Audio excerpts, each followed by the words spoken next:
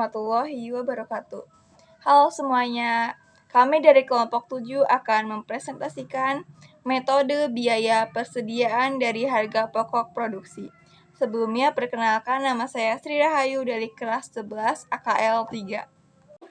Perkenalkan, nama saya Putri Sri Mulya dari kelas 11 AKL 3. Saya Siti Aisyah, 11 AKL 3. Kenalkan, nama saya Pipi Fitriani dari 11 AKL 3. G. Metode biaya persediaan di harga pokok produksi. Dalam perhitungan persediaan akan dilakukan pencatatan dengan menggunakan dua sistem, yaitu sistem perpetual dan sistem periodik atau fisik. Penentuan dua sistem tersebut ditentukan berdasarkan kebijakan yang dimiliki oleh perusahaan. Jadi, pada saat kita menghitung persediaan, maka akan dihitung pula HPP atau harga pokok penjualan, serta laba kotornya. Adanya hal tersebut muncul penerapan metode-metode dalam perhitungan seperti FIFO, LIFO, serta moving average dan lain-lain. Metode FIFO. FIFO merupakan metode perhitungan persediaan yang berfungsi mengatur aliran dana dari pencatatan persediaan sebuah perusahaan.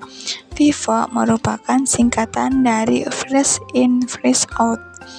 Metode FIFO berarti persediaan barang yang akan pertama kali masuk akan persediaan barang itu pula akan dikeluarkan atau digunakan pertama kali oleh perusahaan atau penjual. Dengan menggunakan metode ini, persediaan akhir bisa ditentukan karena persediaan akhir akan bertanggung jawab dalam penentuan harga jual berdasarkan harga urutan baru hingga terakhir. Juga cenderung akan menghasilkan persediaan bernilai tinggi yang berdampak pada nilai aktiva perusahaan. Metode FIFO sangat baik untuk menghindari adanya persediaan yang rusak akibat penyimpanan dalam gudang yang terlalu lama, serta lebih nampak pada perhitungan harga pokok barang. Biaya yang digunakan untuk membeli barang pertama kali akan dikenal sebagai HPP atau harga pokok penjualan. Metode ini sangat cocok diterapkan pada perusahaan yang menjual produk yang memiliki masa kadaluarsa seperti makanan, minuman, obat, dan lain sebagainya. Bisa dikatakan metode FIFO merupakan metode yang paling sering dipilih dan dipakai oleh perusahaan dibanding metode lainnya. Metode LIFO. LIFO merupakan singkatan dari Last In, First Out, adalah metode di mana barang yang terakhir masuk akan dikeluarkan atau digunakan pertama dan sebaliknya. Barang yang pertama masuk akan dikeluarkan atau digunakan di kemudian harinya. Jadi, pencatatan persediaan akan dilakukan pertama kali adalah mencatat barang yang terakhir masuk. Penggunaan metode ini memiliki tujuan agar dapat memudahkan proses penataan barang baik itu masuk maupun keluar. Metode ini memiliki kelebihan di mana perusahaan dapat menghemat pajak saat berlangsungnya inflasi karena laba yang dihasilkan kecil. Selain itu, laba perusahaan tidak akan berpengaruh terhadap laba atau rugi fluktuasi harga yang terjadi. Meski begitu, metode ini terbilang cukup rumit serta biaya pencatatan pembukuannya cenderung mahal dan hasil dari laba atau ruginya juga lebih rendah. Oleh karena itu, penjual atau perusahaan jarang menerapkan metode ini. Dalam praktiknya sendiri, metode LIFO memiliki dampak pada nilai aktiva yang rendah bagi perusahaan dan akan cenderung menghasilkan nilai persediaan akhir yang rendah. Juga metode LIFO ini biasanya diterapkan pada toko pakaian. Metode moving average. Metode ini digunakan untuk menghitung biaya per unit suatu persediaan berdasarkan rata-rata tertimbang dari unit serupa serta biaya unit selama satu periode. Cara menghitungnya adalah membagi biaya semua barang yang tersedia untuk dijual dengan jumlah unit yang tersedia, sehingga persediaan akhir dan beban pokok penjualan dapat dihitung dengan harga rata-rata. Metode moving average merupakan titik tengah dan perpaduan antara metode FIFO dan metode LIFO. Dalam penerapannya, metode moving average ini tidak memperhatikan barang mana yang masuk lebih awal ataupun akhir. Jadi, perusahaan bebas mengeluarkan persediaan barang di gudang baik itu barang masuk di awal ataupun di akhir. Agar lebih jelasnya lagi, kita bisa lihat contoh soal di bawah, yaitu cara menghitung HPP. Moving average. Perusahaan A mencatat persediaan barang dagang dengan metode periodik. Berikut ini adalah data yang diperoleh selama bulan Februari 2019. Tanggal 1 Februari persediaan awal 200 unit seharga 5.000, tanggal 10 Februari pembelian 300 unit seharga 5.500, tanggal 21 Februari pembelian 400 unit seharga 5.300, tanggal 23 Februari pembelian 100 unit seharga 5.200. Pada tanggal 30 Februari 2019 persediaan akhir sebanyak 300 unit menggunakan sistem periodik. Hitunglah nilai persediaan dan HPP-nya. Metode FIFO periodik. Nilai persediaan akhir diketahui, persediaan akhirnya 300 unit. Maka menghitung nilai persediaannya adalah 200 unit dikali 5.300 sama dengan 1.060.000. 100 unit dikali 5.200 sama dengan 520.000. Maka 1.060.000 ditambah 520.000 sama dengan 1.580.000. Maka nilai persediaan akhirnya ialah 1.580.000. HPP barang tersedia untuk dijual dikurangi persediaan akhir. 5.290.000 dikurangi 1.580.000 hasilnya adalah 3.710.000.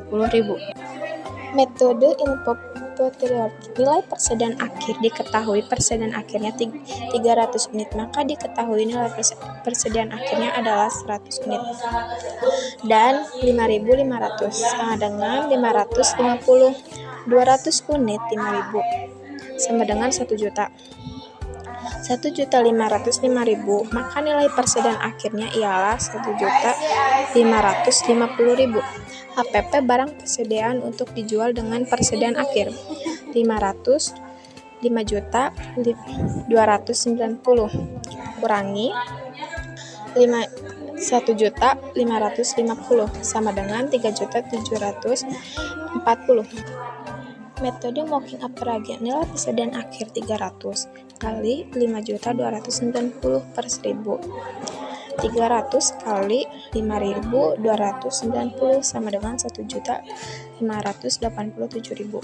HPP barang persediaan untuk dijual persediaan akhir 5.290 kurangi 1.587.000 sama dengan 3.073.000. Jadi dari pembahasan di atas Anda dapat menyimpulkan betapa pentingnya mengenal metode-metode tersebut untuk bisnis Anda yang memilih mana metode paling baik yang baik Anda tetapkan pada perusahaan Anda nantinya. Proses costing dan job order costing. Penentuan harga pokok produksi adalah proses pembebanan biaya produk dan jasa yang dihasilkan oleh perusahaan manajemen dalam pembuatan keputusan. Perlu memahami proses penentuan harga pokok karena cara penentuan biaya produk dan jasa sangat bergantung terhadap laporan laba perusahaan. Sistem penentuan harga pokok tertentunya digunakan untuk penyediaan data, biaya yang membantu manajemen dalam pengambilan keputusan, perencanaan, pengorganisasian, pengarahan, dan pengendalian operasi perusahaan. Dalam penentuan harga produk kita mengenal dengan pendekatan abrasive costing atau biasa disebut pool costing, yaitu metode yang digunakan untuk menentukan biaya produk dengan pendekatan pada seluruh biaya penonton baik pun maupun paralel dibebankan ke unit produk. Dalam menghitung biaya produk atau jasa, manajemen dihadapkan dengan permasalahan yang sulit. Beberapa biaya tidak mengalami perubahan dari bulan ke bulan, sedangkan produksi selalu berubah-ubah mengikuti kegiatan produksi. Selain itu, perusahaan dapat memproduksi berbagai jenis produk dengan menggunakan peralatan yang sama. Dalam kondisi seperti ini, tidak dimungkinkan menentukan biaya produk atau jasa secara akurat. Dalam realita di lapangan, pembebanan biaya produk dan jasa dilakukan dengan membuat rata-rata untuk antar waktu dan antar produk. Dalam menentukan rata-rata tergantung pada tipe proses costing yang digunakan, yaitu dengan sistem proses costing maupun job order. Proses costing. Pada sistem proses costing digunakan pada perusahaan yang memproduksi satu jenis produk dalam jumlah besar dan dalam jangka panjang. Pada dasarnya, proses costing yaitu mengakumulasi biaya dari operasi atau departemen tertentu. Rumus perhitungan proses costing: biaya per unit sama dengan total biaya produksi atau total unit produksi. Adapun contoh untuk metode proses costing sistem adalah sebagai berikut. PT Sarana Microchip memproduksi 40.000 unit microchip dengan biaya produksi sebagai berikut. Bahan baku utama 1 juta, tenaga kerja utama 1 juta, overhead pabrik 3 juta, total biaya produksi 5 juta, biaya produksi per unit 5 juta per 40.000 sama dengan 125 per unit. Dengan demikian, untuk memproduksi 40.000 unit microchip, harga pokok produksi per unit adalah tetap, yaitu 125. Pada kesempatan produksi berikutnya dengan kuantitas yang sama akan membutuhkan biaya yang sama pula, yaitu 125 per unit. Job order costing. Sistem job order costing digunakan pada perusahaan yang memproduksi bermacam-macam produk selama periode tertentu. Pada proses job order costing, biaya dicatat setiap masing-masing produk dan pekerjaan. Sebagai alat bantu manajemen dalam sistem job order costing, yaitu dalam kegiatan produksi dibuatkan dokumen permintaan barang, yaitu dokumen yang digunakan untuk meminta barang dari barang penyimpanan. Pada dokumen ini tercantum 1. Spesifikasi, tipe, dan kuantitas bahan yang dikeluarkan dari gudang. 2. Identifikasi pekerjaan untuk membebankan biaya bahan. Dokumen ini berperan sebagai pengendali bahan yang masuk ke dalam produksi.